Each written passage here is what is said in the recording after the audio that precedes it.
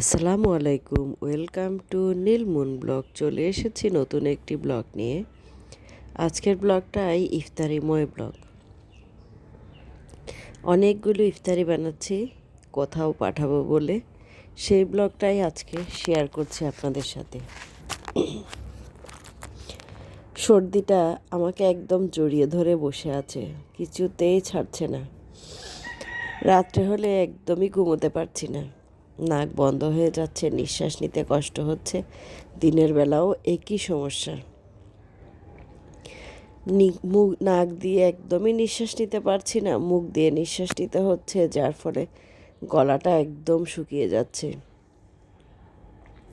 এত বেশি কষ্ট হচ্ছে আমার, কি আর বলবো।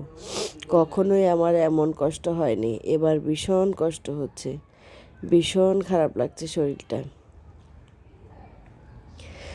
কাজ করতে এত বেশি ক্লান্ত লাগছে, কি আর বলবো।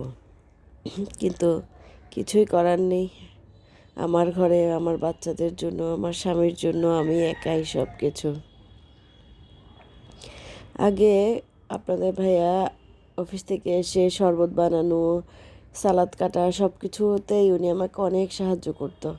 কিন্তু এই বছর উনি এত বেশি ব্যস্ত, প্রতিদিনই রমজানে ঠিক ইফতারের 2 মিনিট 3 মিনিট কি 5 মিনিট আগেই বাসায় এসেছে। গাড়ি না থাকলে তো তাও হতো না, রাস্তায় ইফতার হতো। গাড়ি ছিল বলে একটু তাড়াতাড়ি আসতে পারছে ফ্লাইওভার দিয়ে।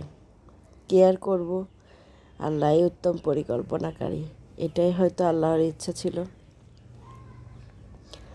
অবশ্য ওনার কাজগুলো এখন আমার মেয়েই করছে। মেয়েদেরকে আসলে দায়িত্ব দিতে হয় না। ছোটোবেলায় আমি যখন কাজ করতাম না, আমাদের ভাবি কলিফুফুর মা আমার আম্মাকে বলতো, এত বড় মেয়েটাকে আপনি কাজ করাচ্ছেন না কেন, ওকে দিয়ে সব কাজ করান। আম্মা তখন বলতো, মেয়েদেরকে কাজ করাতে হয় না, সময়ের সাথে সাথে মেয়েরা কাজ শিখে যায়। মেয়েদেরকে দায়িত্ব দিতে হয় না, সময় মেয়েদেরকে দায়িত্ব দিয়ে দেয়।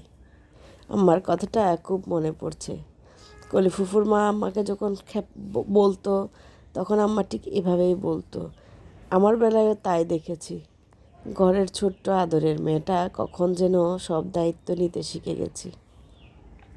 ঠিক আমার মেয়েটাও, ওর বাবা যেহেতু আসতে দেরি হয়, নিজ দায়িত্বেই ও শরবতটা বানিয়ে নেয়। ওকে কখনো বলতে হয় না যে মা শরবতটা বানাও। আমারই তো মেয়ে, আলহামদুলিল্লাহ। এত সব কাজ করছি, এত সব ইফতারি বানাচ্ছি, আমি ভালো বউ, মহান মহৎ এসব কিছু হওয়ার জন্য নয়। আমি এসব দায়িত্ব পালন করি যাতে কেউ কখনো বলতে না পারে আমার মা বাবা আমাকে শিক্ষা দিতে পারেনি, আমার মা বাবা আমাকে মানুষ করতে পারেনি।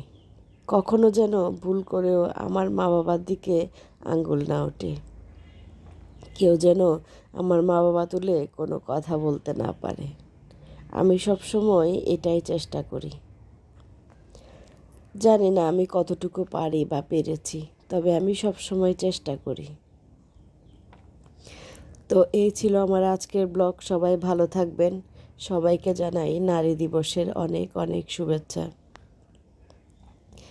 নারী দিবসে প্রতিটা শিশুর জীবন হোক নিরাপদ, প্রতিটা শিশু যেন ভালো থাকে।